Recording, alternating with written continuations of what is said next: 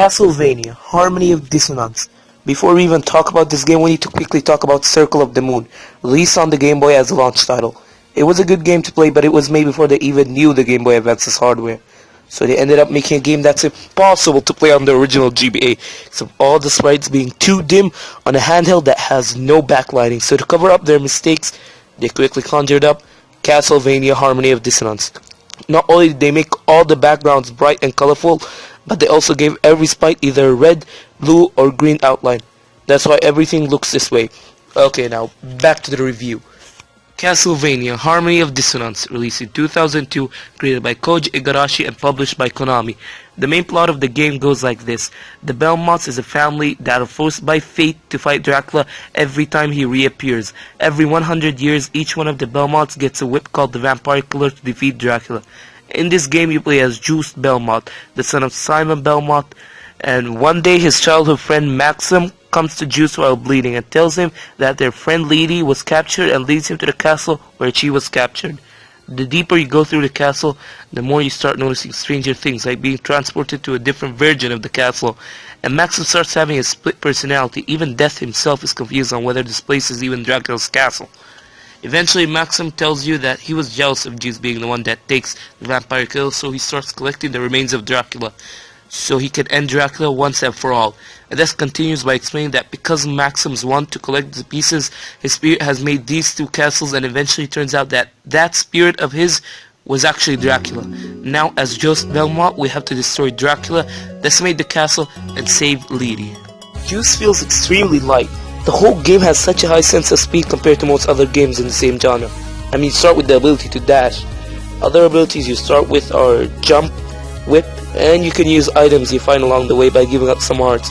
And later on you get the ability to double jump, which you can use for avoiding combat, a slide which is extremely useful when you're going through an area with weak enemies, and a high jump which is impossible to consistently perform.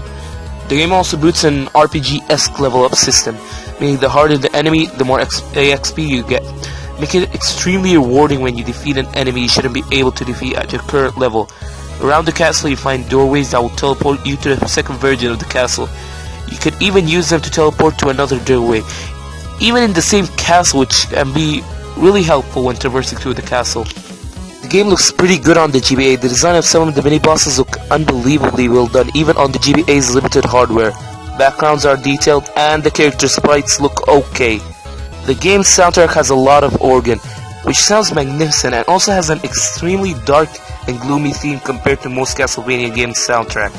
I believe the dark and gloomy themes of this game's soundtrack is extremely fitting for the series, and more games should be like this. And now, to talk about the gist of the game. The collectibles.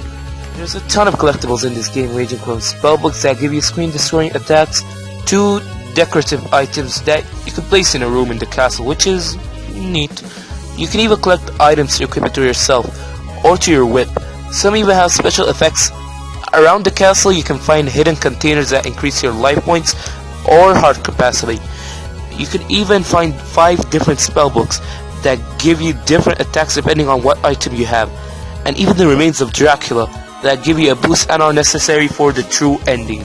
The game basically has 3 main bosses, which are Death, Maxim, and Dracula, and a bunch of optional mini-bosses that all die by just spamming magic.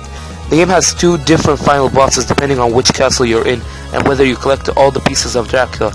If you get the good ending where you fight the final boss Dracula, you can even unlock a sound test to listen to the kick-ass music, and you even unlock a boss rush road, which when you finish the game you can play as the Ninja Maxim and the 8-bit Simon Belmont with all his abilities from the original NES game. That's Castlevania Harmony of Dissonance, an extremely underrated Castlevania game. I honestly enjoyed this game, and I believe that if you try it, you'll probably also like it. And that's all I have to say about this game. See you next time.